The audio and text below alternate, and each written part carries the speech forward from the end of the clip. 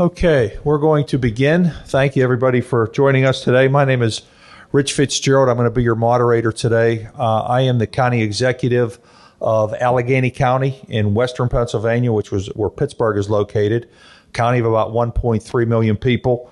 We want to welcome you to the gig economy, the rise of the freelance workforce. And I don't know how in your counties how this is growing, but I can tell you in Allegheny County, it's growing tremendously. And we see a lot of it in a lot of different areas. We have two distinguished panelists who are with us today to kind of take the questions.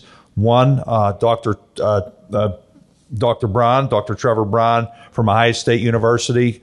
He is local. And also joining us from California is Molly Turner, who's you see on the screen there. And Molly's was involved in the Airbnb startup. So that kind of gives her certainly a lot of credibility. She's joining us today from the University of California, Berkeley.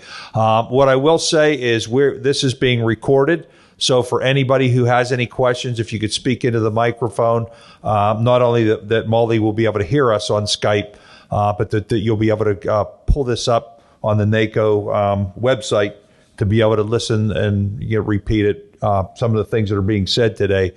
We also have the NACo staff person in the back of the room, Andrew Hartzig. So Andrew's back there waving his hand. So if you have any questions for Andrew, we will go there. And as I said, this is kind of a new generation of what's going on, and the federal government doesn't even have really good census records. We're only going back, some of the records only go back about a dozen years or so.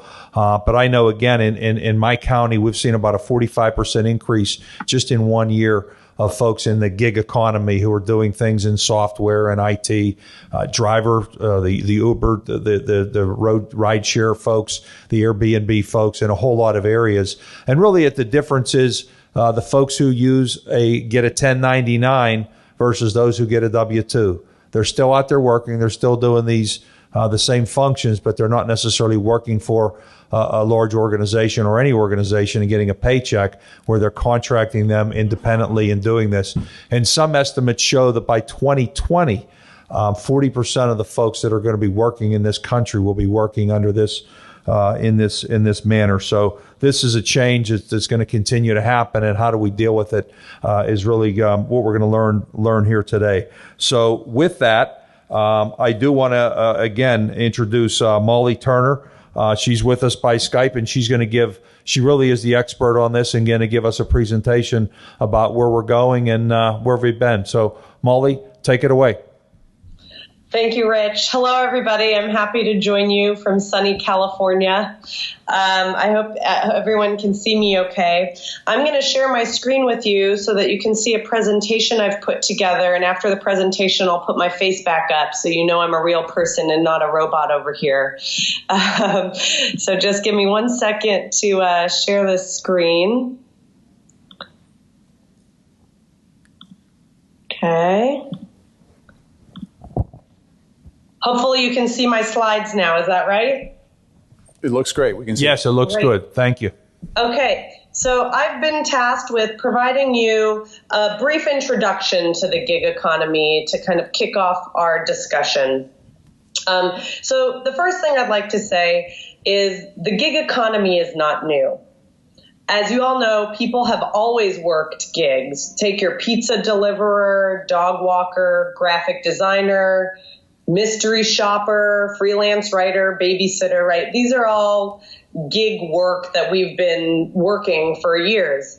But the reason this type of work has a catchy new name, the gig economy, and the reason you've been hearing so much about it recently is due really to two factors. One is the growth of temporary, part-time, and contingent employment. We've heard a lot about the failure of the global economy to provide good, paying, full-time jobs like we used to have. So there's this growth in new part-time jobs. The second thing, and this is really tied to the concept of gig economy, is new technologies have emerged that enable anyone who has an internet connection, extra time, a skill, or an asset that they want to offer. It allows anyone with those things to transact directly with someone who's willing to pay them for that skill or asset. So today, when most people refer to the gig economy, they're specifically talking about these new technology-enabled kinds of work. So over the past 10 or so years, really not that long of a time, hundreds of new technology companies have emerged that provide what are called platforms for this gig work all over the world. And the concept of a platform is important because the idea is there's this technology that basically replaces a human being as a middleman between the provider and the customer. So a simple smartphone app or a website can provide this platform and can allow someone who has a specific skill or asset with the ability to find a customer who's willing to pay for it. So there's, you can drive a car for someone else, cook a meal for someone else, assemble IKEA furniture for someone else, deliver takeout food, rent your spare bedroom, sell handmade crafts, clean someone's home. So these platforms allow people to do a variety of things with total strangers that they meet on these platforms. These technology platforms have a couple things in common. One is they allow the gig workers to transact directly with paying customers. So like I said, they're really removing the middleman, right? Two, they're providing workers with the flexibility to work whenever and wherever they would like. They can turn on the app and say, I'm available to work right now, and turn it off and say, I want to go pick up my kids from school. I can't work right now. Three, most of these platforms require both the gig workers and the customers to create online profiles. Trust is a word you hear a lot in the gig economy because you're transacting with a total stranger who you've met online. How can you create a sense of trust in this person through a profile? The profiles also allow for mutual reviews. So all of them allow the customer to provide a public review for the gig worker, and many of them allow the worker to provide a review of the customer. Of course, those who get low reviews can get kicked off by the platform. These platforms also allow online payments. Right. And the platform typically takes some cut from either the worker or the customer in facilitating that payment. And then lastly, most of these platforms provide some form of customer support, dispute resolutions. Many of them provide insurance coverage and even security deposits. So why do we call this the gig economy? It's pretty easy because these workers are contract workers who are being paid by the gig. They're not hourly workers, daily workers. They're paid by every gig that they do. So for example, if you're an Uber driver, you're getting paid by the trip. If you're an Airbnb host, you're getting paid by the booking reservation. If you're a TaskRabbit, you're getting paid by each individual task that you perform. So you can see that this type of work provides an enormous amount of flexibility for both the workers and the tech platform companies that employ them. So why is this growing so quickly? What is motivating workers to join the gig economy? There are many similarities in how these platforms operate, but the gig workers use these platforms for a wide variety of reasons. There are those who just want supplemental income, and others who actually depend on this income to make ends meet. They don't have any other job options. There's some whose gigs constitute a full-time job. They cobble together multiple gigs, and that's where they make all their money from, while others just do it as a side hobby. Additionally, gig workers themselves come from really diverse backgrounds and have really diverse skills. There are folks who are highly specialized freelancers like graphic designers, and others who are low-skilled laborers like movers or cleaners. Pew recently conducted a really excellent survey that found that if we segment gig work into two different categories, we can start to see some patterns. So those who sell labor, what I previously called services, so cleaners, movers, drivers, and Pew found that those folks tend to depend more on their gig income. They tend to be lower income and more likely to be people of color. They participate in the gig economy because they need to control their own schedule or because they don't have any other job options where they live. The second category is those who sell goods. They have some kind of asset that they like to sell, such as an Airbnb host renting a spare bedroom or an Etsy seller selling some kind of craft that he or she has made. Pew found that those folks tend to be higher income, they're more likely to be white, and their gig income tended to be nice to have. It was not their primary source of income. So why do employers want to hire gig workers? The answers are pretty obvious, but I'll go through them. It allows the employers to have the agility to staff up or down according to company needs. If you have peak hours or peak seasons in your business, gig workers are great for staffing up or down. It allows these platform companies to grow exponentially quickly around the world. Think how higher you can just turn on the platform and hire a bunch of gig workers. It allows these companies not to provide benefits or pay minimum wage because these are not full-time employees. And of course, this all lowers costs and increases efficiency for these companies. So Rich got into this a little bit. The big question is, how big is this? Is this just a flash in the pan? Is this just a trend that's happening in Silicon Valley, or is this really a global trend? And most of the data shows that it's a global trend. But as Rich also said, there's not a lot of good data on this. First of all, there's no universally accepted definition of this kind of work. Some people call it the gig economy, some the sharing economy, some platform work. People who've been doing it long before these tech platforms existed just call it freelancing. There's also no agreement on what specific activities fall into this category of work or what kinds of workers should be counted as gig workers. So the federal government has been really slow to create standard definitions for this as well. The Bureau of Labor Statistics just in May conducted a survey to better understand what they call contingent and alternative work. Before that, their last study was in 2005, well before any of these platforms existed. So they have a lot of catching up to do. The Department of Commerce, on the other hand, has an entirely different definition of this kind of work, which they call digital matching services. And they released a report last year with some estimates of the size of this workforce. But the data that I'm sharing with you today comes from the study that I find to be the most comprehensive, which is Pew's study, which was conducted last year. And that study found that 26% of Americans, you can see on this slide, you add up the 8 and 18%, the two categories that they defined, 26% of Americans reported earning money from a digital platform economy just in 2016. So that's a pretty significant portion of the U.S. workforce. So the big question is, what is this gig economy doing to the future of work? Well, proponents say that gig work allows for more freedom and flexibility. It enables entrepreneurship. It allows people to kind of build a new business on the side.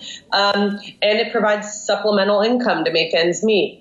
Whereas opponents worry that we're seeing a real shift from stable full-time employment toward precarious employment that really requires workers to shoulder most of the burden of ensuring pay and benefits.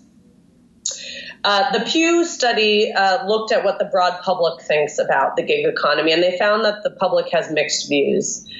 A majority of Americans think that gig jobs are good options for people who need flexible work, and they're also good options for older adults who don't want to work full-time anymore. However, 21% of Americans surveyed think that these jobs place too much financial burden on workers. 23% said that platform companies take advantage of these workers. And only 16% thought that this kind of work actually allows people to build a career. Also, much of the criticism of gig work, which you've probably read about in the newspaper, has been aimed at the tech platform companies themselves. Whether it's because they're treating gig workers as contractors instead of employees, a categorization that's very important and is often disputed. In fact, last year, a court ruling ruled against Uber, saying that their drivers were actually employees. People criticize these platforms for not providing benefits or worker protections, for taking too big a cut of their worker earnings, and for changing the percentage of that cut with very little notice or input from the workers. And that ends up meaning that a lot of these gig workers don't even end up making minimum wage.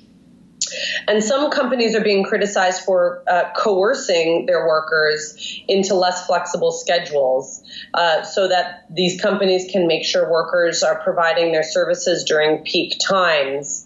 There are not that many platforms that enable each specific kind of gig work. So a lot of these workers really only have one, maybe two options of companies that they can work for. So they pretty much have to be at the whim of those companies in terms of scheduling. So whether you agree or disagree with the pros and cons of the gig economy, one thing is clear. It's not going away, and it's going to continue to grow. As technology continues to replace traditional jobs, and as our global economy produces fewer and fewer good-paying jobs for folks, this is where folks are turning to, the gig economy. So the real question is there a way to formalize this new kind of work and to ensure some protections and benefits are put in place for gig workers? A couple different solutions have been discussed, and I'm going to just show three of them to you. One is pretty simple. Require the tech platform companies to hire their gig workers as employees, which would mean that these employees would have all of the same benefits and protections as regular W-2 employees. I think a lot of folks on both sides of this argument think that's probably not a practical solution. So more of a compromise approach would be to create what folks are calling a new category of dependent contractor, which would be somewhere on the spectrum between a full-time employee and a contract worker, and provide somewhere in the middle benefits and wage protections. And then the last idea, which has started to gain a lot of traction in the United States because of work that Senator Mark Warner has been doing with the Aspen Institute, is this concept of portable benefits, which is really a way to reimagine our workforce safety net. And I can talk more about that in the discussion if there's interest. But essentially, it allows workers to own the benefits themselves, and they take those benefits with them as they work for company to company. And each platform company would pay some portion of the benefits per every gig or hour that this worker works. So, for example, if I'm an Uber driver and I drive for an hour for Uber, and then I go clean a house for an hour for Handy, both companies would contribute an equal amount toward my benefits on a per hour basis. And as we speak, legislation is being discussed in a few states to allow this kind of portable benefit. So in other words, now is a really great time for counties to take stock of their gig economy workforce, to not sit around for the federal data to get up to speed and to try and get your own data. And it's also a great time to pilot some of these creative solutions. So I'm hoping that you can get a copy of this deck, because I put a couple of my resources here, which also provide some further reading for you about some of these solutions that are being discussed, some ways of measuring this, which hopefully can be a great resource for all of you in the audience. So I hope that provided a good introduction to the gig economy, and I look forward to hearing what my fellow panelists have to say. Molly, thank you. That was very, very helpful and informative. And yes, we're gonna open it up for some questions in a minute. But I wanted to give Dr. Trevor Braun. Dr. Braun is the dean of the John Glenn College of Public Affairs, the Ohio State University, and being a guy from Pennsylvania whose kids go to Penn State, we won't hold that against our friends from the Buckeyes. But Dr. Braun, has a lot of area of expertise in this. And before we go to the first series of questions, I want to just open it up and see if he has any comments on this topic. All right, thanks, Molly. Can you hear me? Yeah. Okay, great. Thanks to the folks from the National Association of Counties for inviting me to be a part of this. You may be asking, why am I here other than the fact that I'm local? I should say at the outset, thank goodness that Molly is here. That's a wonderful expert overview of the gig economy. That is not my expertise. I'm not a labor force person, nor am I an economic development person that understands or studies the rise of these kinds of firms, although I am happy to say that at Ohio State University and at the Glenn College, we have those people. So why am I here? Well, primarily, and this contextualizes some of the things that Molly just said, is I produce the workers for you. The Glenn College has been in the business, like schools of public affairs and administration across the country, of producing the next generation of public servants. And I, at any given moment, have between 600 to 1,000 students, if you include our people going through our professional development training programs, who are trying to learn the new skills, the knowledge, the attributes they need to succeed in the public sector workforce. So I see the inputs into this equation. And so that's perhaps my best vantage point into this. I see the generation of workers that are coming your way next, particularly in the public sector, where we're in the midst of a wave of retirements as counties, localities, states are hiring that next generation. That next generation is coming of age in the economy that Molly just so adeptly described. The second reason I'm relevant here is that where my research does overlap is I'm a student of contracting and acquisition and in the public sector. And a lot of the kinds of things that you're going to wrestle with, particularly as you move from the W-2 world to the 1099 world that Rich so adroitly described, is how do you acquire these services? What are the things that need to happen in your organizations to harness some of this? So I can speak to some of those things. And then third, I'm an employer. Ohio State University is the largest employer here in Central Ohio, and the Glenn College, small though it may be, hires a lot of people. So just as I bring students into the Glenn College, I also am hiring young people to work in the Glenn College. And so I'm seeing the kinds of phenomenon that Molly is describing in the workplace. And that creates certain kinds of challenges, both about how to harness the upside, but also about how to mitigate some of the downsides of moving from a traditional employment marketplace where we anticipate that people will work for us for a long, long period of time. Not only are employees increasingly not always interested in developing a long-term relationship, they often want to date while we're married. And so they want to go out and work for multiple employers simultaneously, and that can create some challenges as well. The only other things, and so that's a little background on me and why I'm relevant here, the only things that I would add, again, to kind of contextualize what this means for the public sector, is that you're seeing some other trends that are relevant here. And perhaps the most important one that I see every day with students is declining trust and faith in institutions writ large, but particularly public institutions. So at the same time that you're seeing the rise of these technology platforms that create opportunities for people to be more dynamic and fluid in their labor choices, you're also seeing a sort of disenchantment with that loyalty-based relationship with an employer, whether it be a corporate employer, a public sector employer, a nonprofit. And I see that very much with the students that come out. We're not a business school, we're a public sector producer, and they all want to be entrepreneurs. They want to be social entrepreneurs. They want to start their own enterprise. They don't want to be shackled by an employer. And so while they are very service-oriented, they aren't necessarily just driven to, I want one job and I want that job forever. And the public sector is not always the place where they want to go toil, even though they may be service and public service oriented. So I'll stop there. And I know we got a series of questions you want to dive into. Thank you. And I think it's important you mentioned, so you're still turning out people that need to provide skills, whether those skills are going to be hired by a company as an employee or hired by that company as a 1099 freelance worker. So let's begin. The first question I have is, why do people choose to enter the gig economy instead of finding more traditional employment?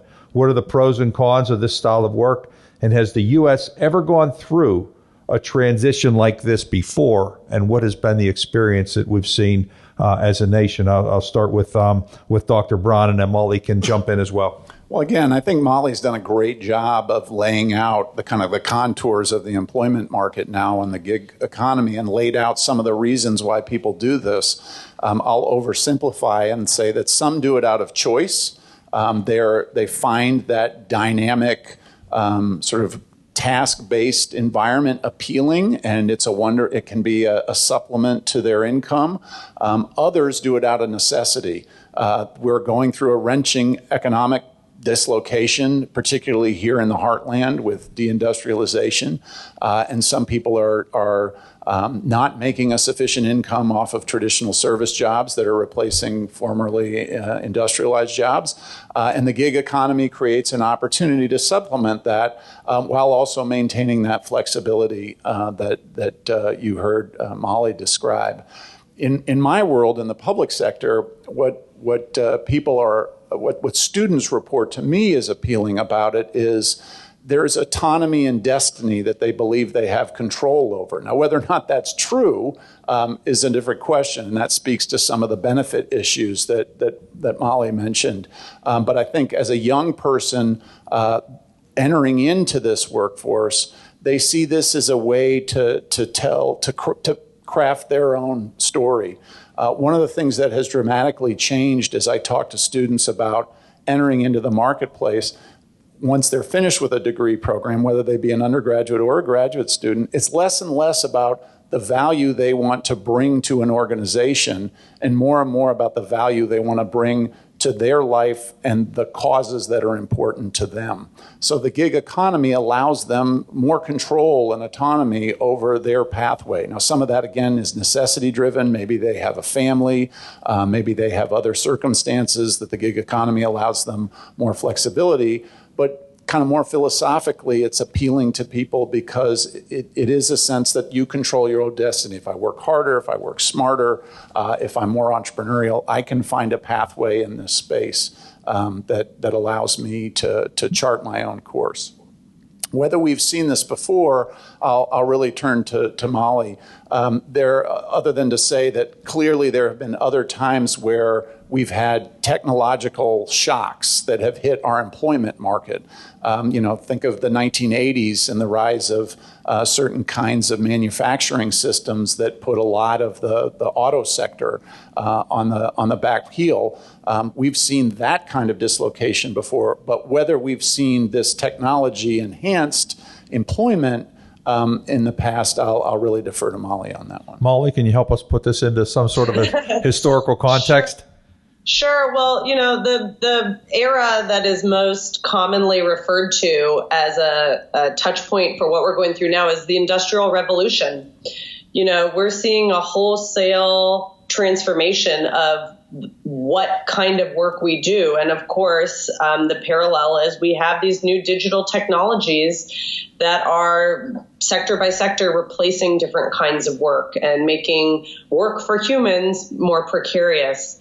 Another similarity would be, we're seeing, whereas the Industrial Revolution created this really strong bond between individual workers and their employers, right? You think about Ford Motor Company as the model of this, where these folks were employees at these companies for life, and these companies took care of them. And in the United States, we built our entire social safety net around the presumption that people would get most of these benefits directly from their employers. Well, right now we're seeing the inverse of that happening, right? And I think the recession, as Trevor pointed out, had a really huge impact on workers today. We no longer have the faith in our traditional public or private institutions. And what we learned the hard way is, in fact, it's far riskier to sell 100% of your work services to one organization. And in fact, perhaps far safer to sell it to multiple different organizations. Now, what needs to catch up to make that actually true is we need to rejigger the social safety net so that it's no longer incentivizing us to sell our services to one organization, but allows us to do it with multiple organizations. And that's kind of this transition that we're struggling through right now. Okay, thank you. Now to this audience, and this question is germane to this, what do the gig economies need from us as local government leaders to thrive? And what can the gig workers and the companies that support them do better to work with us as local governments and ensure positive impacts for our communities? Dr. Braun? So there's sort of two parts to this question, and I'll hopefully lean on Molly. Hopefully I'm not putting you on the spot, Molly, by saying, hey, you're better positioned to answer these questions. That's often an unfair way of saying I don't know the answer. But there's two parts to this question. One is, what can communities and governments do for the companies? And then what can the communities and governments do for the workers? And I think Molly's begun to dissect the differences between them. On the company side, I'll oversimplify as I did earlier and say that my guess is that what most gig economy companies want are reduced barriers to entry into the marketplace. They want welcoming communities like Pittsburgh that are willing to welcome in autonomous cars and so forth to test some of these things. But at the same time, like any company, then they probably want barriers to entry raised to make it harder for their competitors to come in. I'm sure there are specifics in there that matter a lot, but fundamentally, I think they're looking for communities that are welcoming of entrepreneurial activity, a culture of dynamism, a welcoming of innovation, et cetera. On the employee side, I think, Molly's done a great job of laying out what some of the challenges are for employees, what they're looking for: portable benefits, some ability to sell their services widely across a variety of different purchasers, et cetera. Now, for you all, what does this mean? Again, I'm going to speak more about the employment side rather than the economic development side. What can you do to stimulate this economic growth, get these kinds of companies to locate here? I'm not an expert on that. But in terms of what can you all do in your counties, in your organizations, my sense, and while I study government organizations, I don't specialize in counties, but my sense is that most public sector organizations are rooted in not the 21st century with their employment systems, but in the 20th century. We're way back in a different time. Our civil service systems were born of a different era. Pay for performance, which is essential in the gig economy in the sense that you are tasking out certain activities and paying in a piece rate basis for those. Our employment systems are not very flexible. They're not responsive to the systems that are the labor market trends that we're seeing. And so what we can do to make it much easier for this kind of employment in our own organizations is to bring our HR systems into the 21st century. And a lot of what you're going to hear, I think, if you read about this, is the importance of technology and how you need to be comfortable with technology, et cetera. And that's true. But as someone who studies organizations, what you could do more to, I think, access this is make agile human resource systems and agile procurement systems. Absolutely, information technology is going to be a backbone here, but the better able you are to access this talent that's out there, the better you are to procure those services, the more you're going to be able to harness them. Molly? Yeah, so for me, the most important word that you need to have at the front of your mind is the word recognition, right? So I talked about the federal government hasn't even recognized or even agreed on a name for what this kind of work is. And that doesn't matter. All of the different terminology doesn't matter. What's important for you as counties to do is to recognize that this kind of work exists and that it's growing, and figure out how to create formal recognition for it. I'm going to give you a couple examples of what that means and how it really is going to make a difference for you. The first is just measuring it.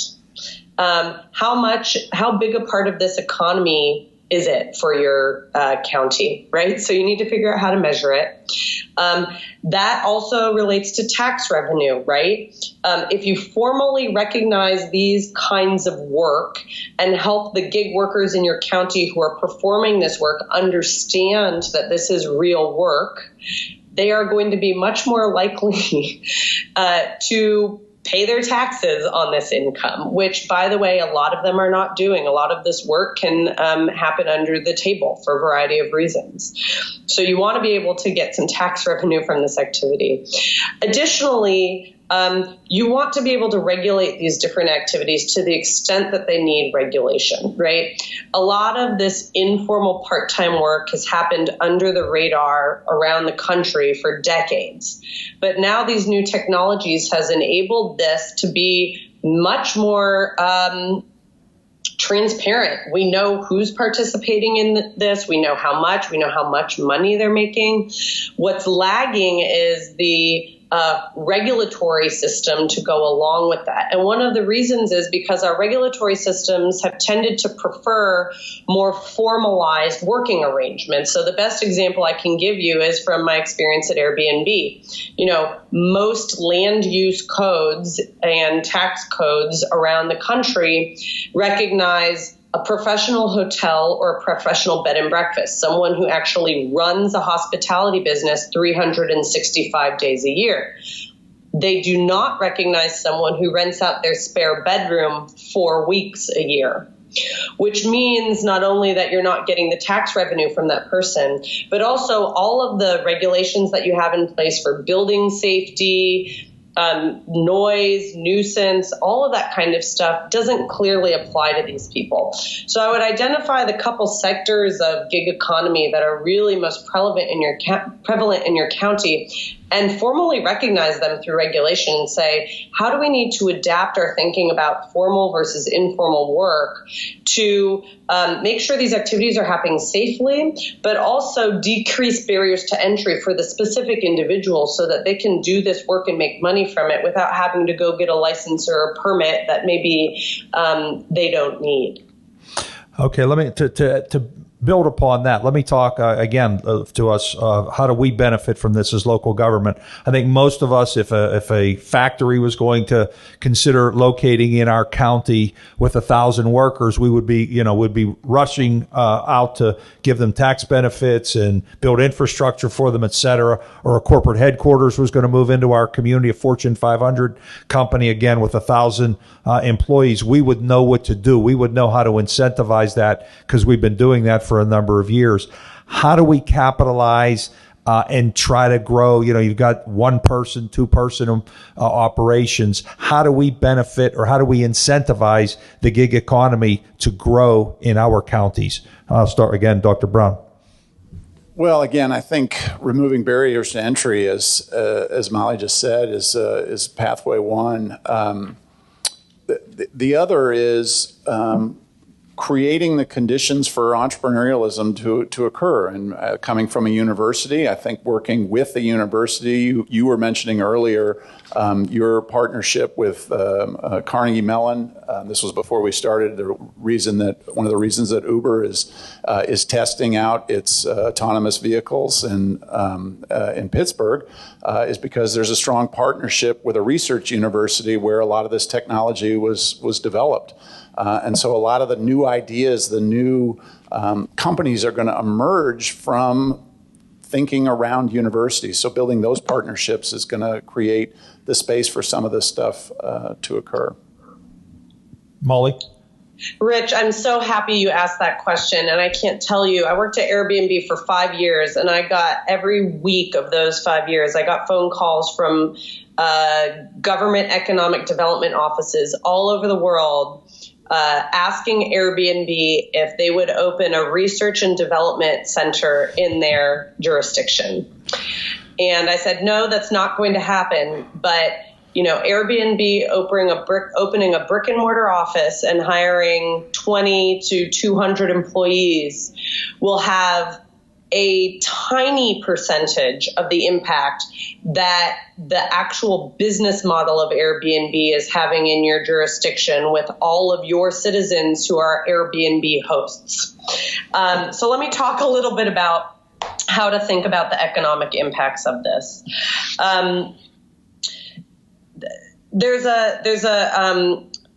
It might be difficult, and I very much empathize with the folks on the government side who I used to work with at Airbnb. It might be really difficult to partner directly with the tech platform companies. A lot of these companies have no physical presence in your area. They might be located halfway around the country or the world, and they're operating, a lot of them, globally or at least nationally, right? And so they might not have the time to invest specifically in your county.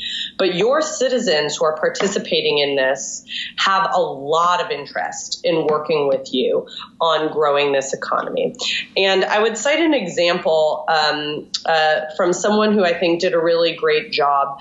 The mayor of Rockford, Illinois, came up with this idea on his own a couple years ago. He knew that his citizens needed to retrain for the 21st century workforce. And he wanted to think about a whole new form of workforce development that didn't rely necessarily on teaching his citizens new skills, but relied on helping them make money from the existing skills that they already have. So he approached the company Etsy, which is like eBay, an online marketplace for people to sell handmade goods and crafts. And they came up with an idea for how to create a workforce development program in Rockford, Illinois, to help his citizens learn how to start a business selling something that they already knew how to do, some craft that they had learned from their parents or grandparents, online to people around the world, and kind of get their training wheels on how to run a business. And that model has now been replicated by Etsy around the country. And there are a lot of other companies, Airbnb included, who are forming partnerships with local governments to figure out how to harness and train local citizens to participate in this new workforce without, the typical brick and mortar offices that you measure. And what that requires, I think, from local governments is to think differently about how you define and count and incentivize jobs, right? The small businesses usually are 6 employees or more. What do you call someone who only works 20% of their time on a business? Do you even count that as a small business? You need to start counting that as a small business. You want that person to grow their business, even if they don't hire an employee. Think if you had 100 or even 1,000 of your citizens spend 20% of their time growing their own small business, what a great impact that would have. And you don't have to give away any tax breaks to, lure some company to come into your county. So just thinking outside the box about what work means and how workforce development works in this 21st century.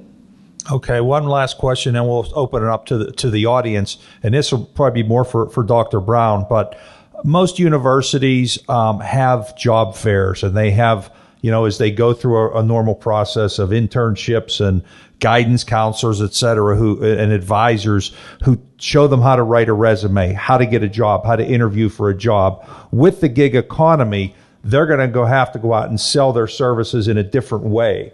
So we're not only training them hopefully for the work that needs to be done and the skills that they will need in the workplace, but are we also training them on how to be more entrepreneurial, to be able to go and get hired on a temporary basis? Yeah, and in fact, what's so wonderful about this economy, to the degree that it's a positive, is that many of them are figuring that out on their own. This is a very dynamic generation that is self-reliant in many respects. Some of that's the effects of the 2008 financial crash. Part of the disenchantment I mentioned earlier with traditional employers is a function of that, and people are learning to rely on themselves more.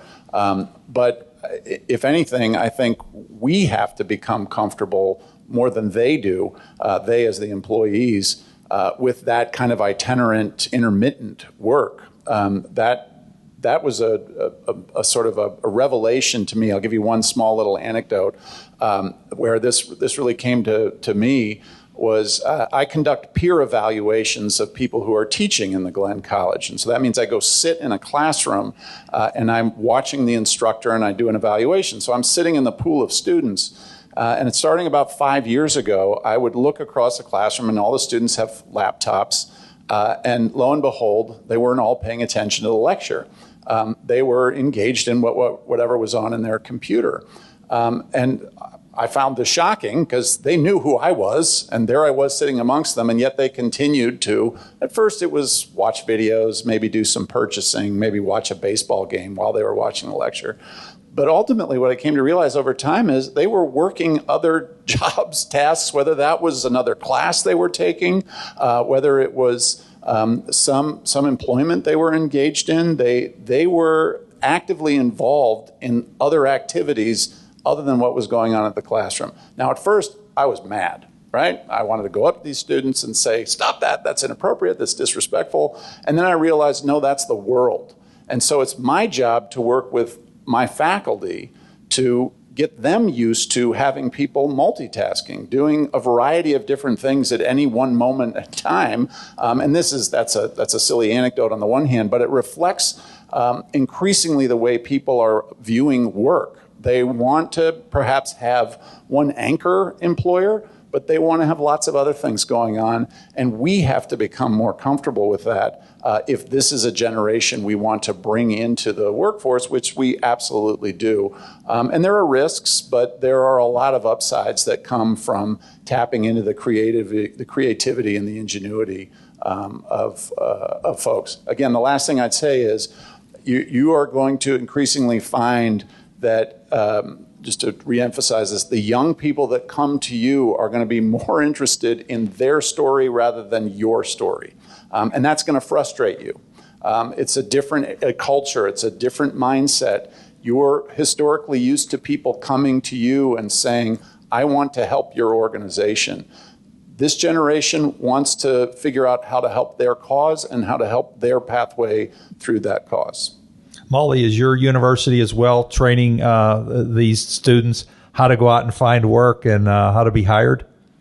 Absolutely. Well, I teach at the business school at Berkeley, so that's precisely why they're there. But I've found the same thing that Trevor's found, which is, the majority of my students have very entrepreneurial instincts, and they're really driven, they're dissatisfied with business as usual, and they really want to build businesses that are not only profitable, but also good for society.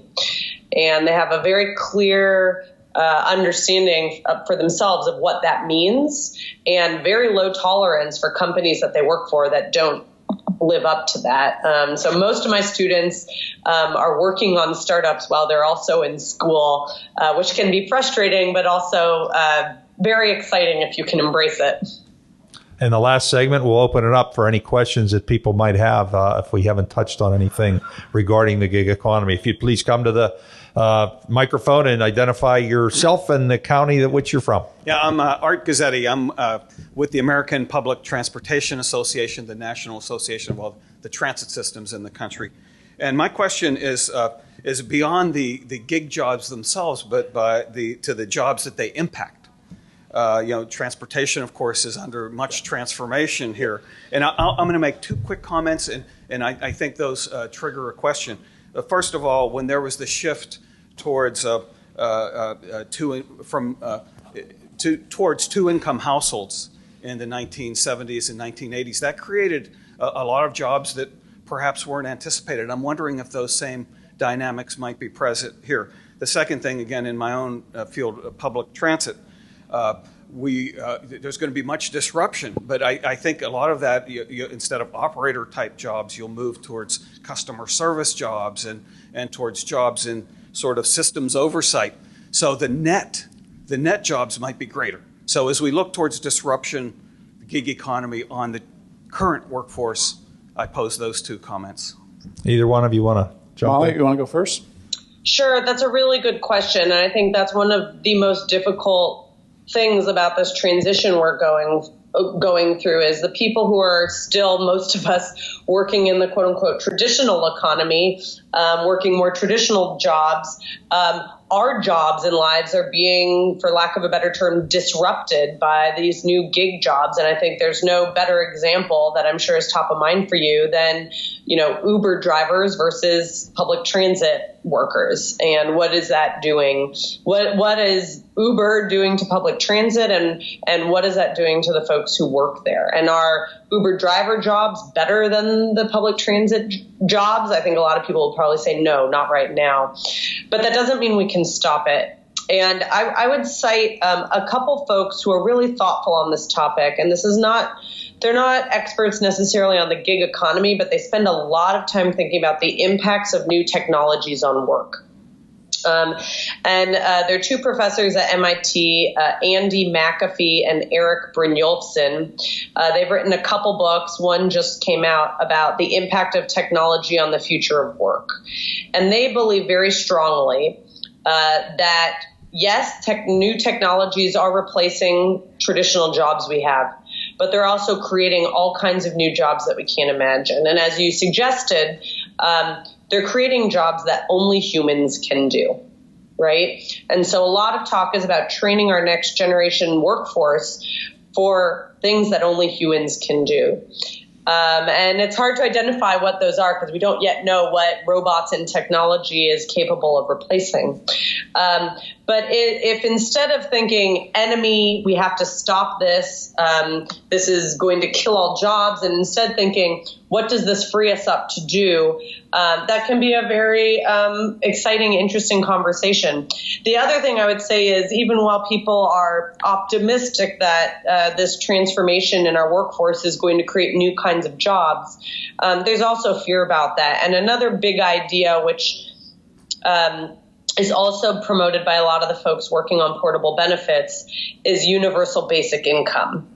And there are a lot of folks, particularly within the tech community in Silicon Valley, who are running some very interesting experiments on universal basic income. The idea basically being the government pays every single citizen, regardless of income, a set amount every year that they can actually live on. And then if they want to work on top of that, they can. And I'll tell you right now, if this is something that piques your interest, there are some folks with very deep pockets who are looking for government partners who want to run pilots in the United States to see the impacts of universal basic income. So I would be happy to connect any of you who are interested in that with the folks who want to run these experiments. Dr. Brown? Yeah, I mean, the question at the very beginning was about have we seen these historical transformations before? And absolutely, as Molly highlighted, the Industrial Revolution and other waves, they're disruptive. And in any disruption, there's winners and losers. I think we've got to figure out how to get on the side of the winners as governments, but we have a tendency to link to the incumbent providers. The systems as they are. And I think we're actually in a political moment right now where there's a desire to resist changes that are outside of our control, globalization, technology change, et cetera. And as much as we'd like to resist those, these technologies are democratic in the sense that they give lots and lots of people the ability to participate in this world in ways that we can't control and influence. So the more we get comfortable as governments with these changes, the more we can move forward. Taking on things like universal basic income is a radical idea on the one hand, but it may become the norm here before we know it. And those governments that learn fast are going to be the ones that are advantaged in this new world. And so the other thing is that as much as I think there's this belief that old industries die and new industries come in and wipe out, the sort of creative destruction argument, there's also opportunities to change the way we do business as a result of these technological and other kinds of shocks. And I'm more hopeful about the ways that governments in particular can respond. Again, I'm thinking from an employment perspective, by being more engaging and not resisting and saying, well, this is the way we used to do business, so we're going to keep doing that business. Get ahead of those things and figure out how to make your organization a more desirable place to work. For example, telework. The more you're welcoming of telework, the more you're going to be able to accommodate people that want to participate in working for you and participating in the gig economy. My name is Gretchen Fritz. I'm from Will County, Illinois. I'm a board member there, and I'm actually one of the people of which you've been speaking. I am a part-time elected official, and so I have to have other jobs to supplement my income. And while that is enjoyable and it speaks to the various talents that I have, the tax bill that I get at the end of the year is very unpleasant and very discouraging. And I was wondering if Molly knows of any federal tax plans is the government working on any changes to the tax code to accommodate or acknowledge freelance workers? That's a really good question, and I empathize with you. I'm in the same shoes as you as well, because I'm only a part-time professor and have independent work on the side. To my knowledge, no. The Small Business Administration barely even recognizes your non-government work as work, right? And they need to start recognizing that. Depending on the sector and the kind of work you're doing, there are some programs. So, for example, like with Airbnb hosts, we all know about IRS's incentives for people to own property and rent property. And so if you're renting a room through Airbnb, there are some tax incentives that come with that. But for the most part, no. There are a lot of resources, though, for folks who are 1099 workers or gig workers. One organization that I would point folks to is the Freelancers Union, which is based in New York State, but they have resources for freelancers all over the country, whether it be healthcare or advice on how to build your own business or manage your schedule or make sure you can afford to pay your taxes at the end of the year. The Freelancers Union is a great resource. Additionally, in the PowerPoint presentation, I put a link to the Bureau of Labor Statistics, which actually has, pleasantly surprised, a variety of resources specifically for gig workers that answers a lot of common questions. So they're starting to get a handle on it, but there aren't really any great programs that government at any level that I'm aware of has for gig workers right now. Yes, you have one, either one. Go ahead.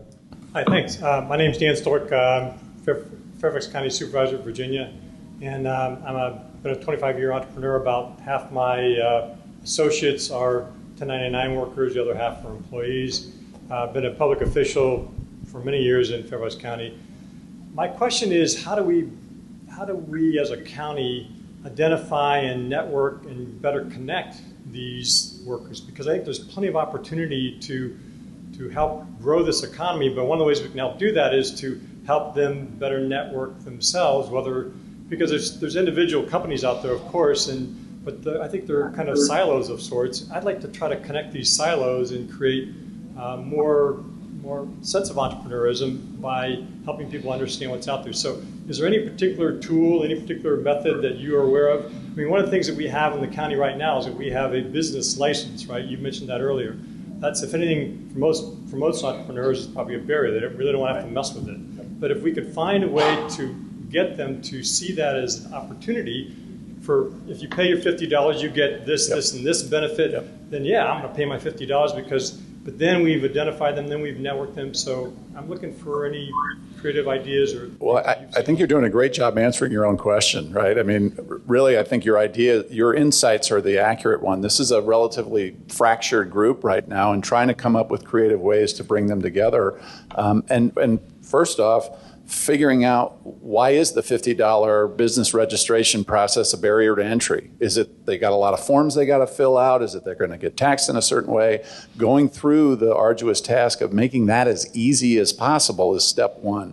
Done a lot of work on small business contracting, and small business contractors hate to do business with the government because of the barriers. But once they do it, they're in, they stay, but the upfront costs are so high, they don't want to do it. Well, lowering those barriers to entry, and then coming up with a set of benefits on the back end.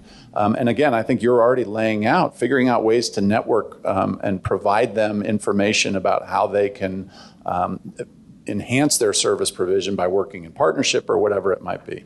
Ollie, you kind of hit on this, I think, when you mentioned the union of freelance workers. And I guess, thinking of how we've traditionally worked in the, most communities have a chamber of commerce in which businesses come together on a monthly basis or however on a regular basis where they can kind of share best practices and tell war stories, those type of things.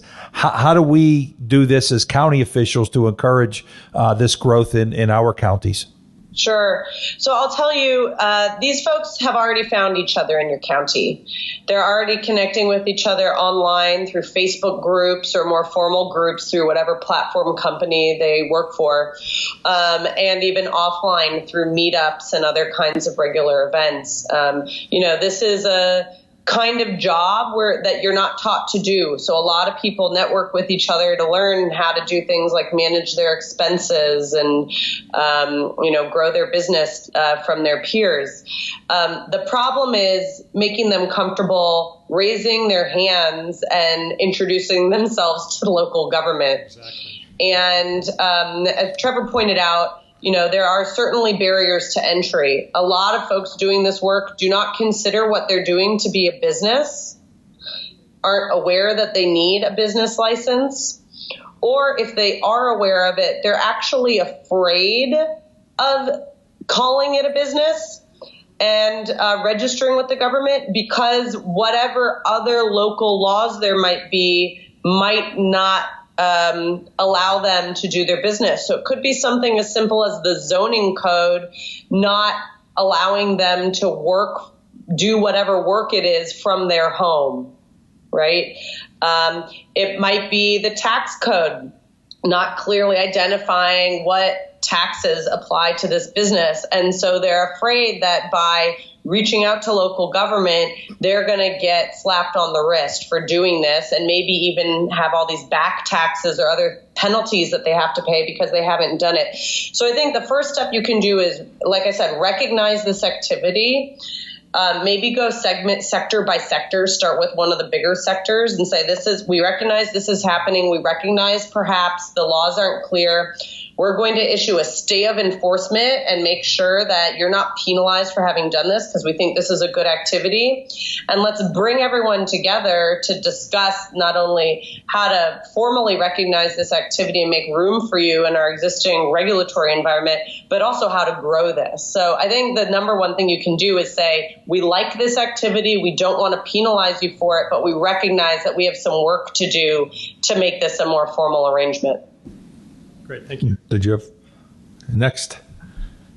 I'm Ben Kafferlin, County Commissioner from Warren, Pennsylvania, and also a recovering freelancer. Full-time. I had two questions. First of all, the Etsy model for workforce development really interested me, Molly, because it's something that I've been saying needs to happen for workforce development boards, at least the one that I'm on, and we don't really know where to turn to in order to learn more about how to do it right. And so I definitely would like to know of any more models that you're seeing that are good, or at least like to find out more about the Etsy program that you were talking about. Related to my colleague from Fairfax, Virginia, I was wondering if there are any models that you're seeing that can help facilitate, I guess, a place in order to kind of bridging my two questions, or his question and my question, is there a place that you're seeing like co-working models that can do the training, but also facilitate that kind of networking? So that's kind of question one, is what sort of models are you saying that maybe the government could actually help step in and provide, such as co-working spaces, business incubators? Are there any that are successful that we could turn to for models?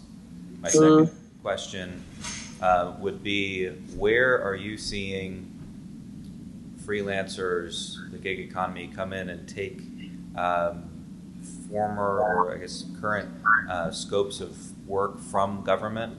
The Transit Authority example was a good one, and you could envision in 4 or 10 years not even needing to have a transit authority anymore, because you could, I don't know, subsidize elderly transportation through Uber or something like that. What else is coming that you see that freelancers will replace departments and such within local government that we could prepare for? Lots of good questions. And I'm afraid I don't have a lot of super useful answers for you. Rockford, Illinois is probably, and the program with Etsy is probably the most expansive and formalized workforce training program that I'm aware of in the country. There are a handful of other cities around the country and really around the world that have partnered with different platforms to do some training of workers in their jurisdictions. One that I might point you to is a partnership that Airbnb did with the city of Philadelphia, specifically around educating Airbnb hosts in Philadelphia in advance of the papal visit recently, to kind of say, hey, we consider you to be important participants and hospitality providers during this really important tourist experience in our city, and here are some resources we'd like to give you. So those are two examples I would give you. In terms of partnerships between kind of the gig economy and public service providers like transit agencies, there are increasingly more of those. Lyft has a lot of partnerships with transit authorities around the country to basically solve the last mile solution. So, if there isn't a rail stop or a bus line that goes into a outer neighborhood, Lyft will actually partner with the transit authority to provide free or subsidized rides to residents from that last transit stop to their home, in place of the shuttles that these transit agencies used to run. And they found that saves a lot of money and is also more efficient, because it can take someone individually from the station directly to their home. So that's one partnership model that I would refer you to that has had some success. I just add what you asked, where is it going to come next? And anybody who's going to tell you where it's going to come next is going to be wrong, right? Because we're really bad at predicting the future. But I think if the lesson of transportation forecasts where we're going to see similar kinds of disruption or enhancements, it's in distribution and consumption networks, right? And so I'm just this week I'm teaching online, did a case on food banks. And Central Ohio, the Mid-Ohio Food Bank, has been really big in making the switch from a sort of point, here's cold storage or here's this, to a consumption-based model where people get to come in and participate, those who are consuming the food, as if they were customers in a store. That's another place where I think technology and partnerships between governments, nonprofits, and private firms could totally change the way that we run anything where there's a consumption component and it's a distributed network that would be enhanced by technology. People are going to figure out those kind of last mile solutions that Molly just described in the transportation. You're going to see it in similar kinds of services that governments provide. Thank you. Next. Are you next? Either one, whatever. I think he was standing. Okay, go ahead. Hi, I'm Michael Salvador. I'm here from Franklin County, and I'm actually a very proud alum of the John Glenn College. We do excellent work. Higher hire us. We're good people. And by the way, congratulations on hosting a great. Thank you for the local folks doing a great job this weekend. Well, thank you. We're happy to have you here in Franklin County. I have more of a half-formed kind of thought/comment question. Want to get your take on, including yours, Executive. We earlier in the conversation, Molly, you talked about the difference between folks that are doing the gig economy because they have some kind of asset to sell, a house, a car, versus folks doing it out of necessity. And, where my head's at, I'm in our economic development office, but I work closely with our social service agencies because our goal as the county is to get folks off of public assistance by getting them a job that'll pay them enough and offer benefits to get them off of assistance. And I guess I'm thinking a lot about the necessity group because we haven't talked about that so much in this conversation. I think you can find some data, and I've looked into it, that a lot of folks in that group would rather have a full-time job if offered. They're striving to do the gig employment because it's what helps them get by. And I guess I'm just kind of wondering your perspective on how county governments specifically could be a part of that space. And I'm thinking in particular about benefits cliffs issues and social services, because, if you drive too many hours for Uber, you may end up becoming over income 1 month, and then you're off of Medicaid, and then you got to, if you fall back below, you got to reapply, and it can become an issue for you. So I'm wondering if, either you or the executive or any of the other commissioners in this room sort of see how we can, as county governments, assist folks that are doing this out of necessity get into a state where they can get off of public assistance, where they can get into a more sustainable career path, and how we can help make the gig economy either a transition into the traditional economy or where they can piece it together enough so that they can earn enough to not be on our rolls anymore.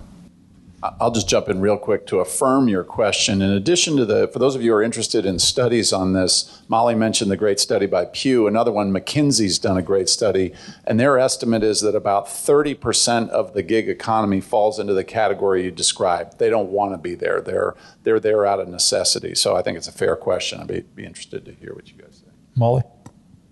Yeah, I'm afraid I don't have a nice and tidy answer for you. I think that's a really hard question, a really hard thing to figure out.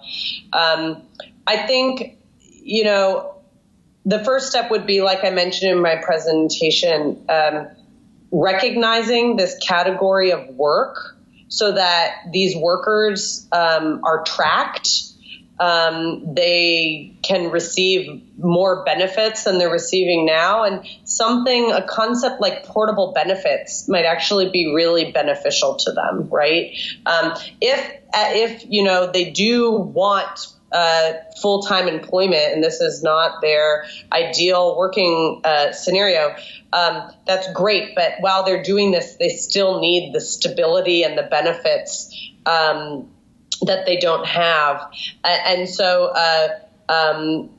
figuring out some way to provide that for them, I think, is essential. But I just don't know of anywhere or any examples of folks who are trying to transition these workers out of this more precarious part-time work to full-time work. And frankly, I'm not optimistic that will work because the trends we're seeing are going the opposite direction. More and more people are participating in this precarious part-time work and not transitioning back to full-time work. So we might just have to rethink the way we do things altogether and say, how do we take care of these folks in these new working arrangements and ensure that they're getting paid more? So doing things like creating a new category of employment so that these platform tech companies actually are required to pay these workers a living wage would probably be a good first step. And our last question before we break up, so you get to clean up. Go ahead, sir. My name is Bill Ferguson, and I'm a serial entrepreneur. I have started a couple companies, and the reason I'm here is that I've started a couple companies that support local governments around the country. One in terms of consulting and lobbying in Washington, D.C., and one concerning a grants management platform in Pasadena, California. I recently left Washington. I went to Chattanooga, Tennessee, and I went to Chattanooga because I was excited about what was happening there. And the mayor, Andy Burke, who is very progressive and active with the business community, is working with a group, an umbrella group that's called the Enterprise Center. Within the Enterprise Center, there's all kinds of support systems. There's meeting rooms. There's something called CoLab, which I'm involved in, and hope to become even more involved in, that provides accelerating support for startups. There's about 400 startups in Chattanooga, which is a city of 170,000, and in Hamilton County. Hamilton County has incubator space. They have all kinds of things. They have a guy who's designed and selling antimicrobial hospital ware. There's a guy who's intends to build 3D homes. So the CoLab adopts between 5 and 6 different startup companies each quarter, puts them through a training process, gets them mentors from the business community, and brings in venture capital firms to talk to these people, brings in attorneys to help them organize properly. It's a very exciting place. I moved there because I wanted to be part of helping people start up in that kind of a place. And it's a very encouraging model. I would recommend that if anybody really wants to take a look at it, they should be talking to Ken Hayes at the Enterprise Center and Andy Burke, the mayor of Chattanooga. Well, thank you. I appreciate that. And before we wrap up, I want to thank and give them a minute to maybe make some closing comments, Dr. Brown and Molly Turner, and thank them for their work here. There's a lot of good information here. I think all of us see the changes that are coming. We've got to be adaptable, whether there are things like how do we provide the health care and social services that somebody who becomes a freelance worker and not a traditional W-2 employee for a company, and how do we all deal with that and encourage that? So I'll let Dr. Brown, and thank you for letting us come to your city and your place in Columbus, and then have Molly wrap up. Yeah, I'll just ditto what you said. I thought you just wrapped it up extremely well. I don't know that I have anything really to offer other than the signal you've hopefully been getting up here is you can't resist it, you got to embrace it, and so you got to experiment, as Molly I think said very well. And while we don't have the answers to all these questions, my guess is that many of you will as you go down this road of experimentation and start to play with different models for how this might work. And Molly, first of all, Molly, thank you for joining us from sunny California today and giving up your afternoon, and any closing comments. Sure, it's been my pleasure. I would say the exact same thing. Don't resist it, embrace it, try and figure out how to make it work. It's not going away. The second is there aren't any easy case studies or things you can replicate right now. So if this is an important issue in your county, look for a couple of these think tanks or independent organizations doing some work on this. They are eager to find local government partners who want to run some experiments with them. And again, I'll repeat a couple of the organizations that you might want to start with. The Aspen Institute has done a lot of work. Their initiative is called The Future of Work. They've been really focused on portable benefits, but they look at all angles of this. So you want to look at the Aspen Institute. Another organization that I didn't mention earlier, it has quite a particular political slant, but they've done some really great, what I would actually say nonpartisan work, particularly on entrepreneurship, is the Institute for Justice.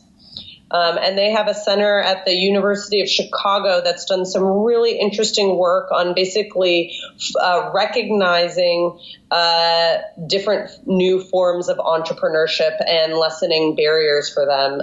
So that's another great resource for you. But I'd just say, I'm sure it's frustrating. Know that there's nobody else out there who's figured it out. So just be brave and keep your head up and be willing to experiment. Okay. Thank you, Molly Turner. Thank you, Dr. Brown, and good luck to everybody in dealing with this exciting issue. Thank you. Thanks, Molly. It was nice to meet you virtually.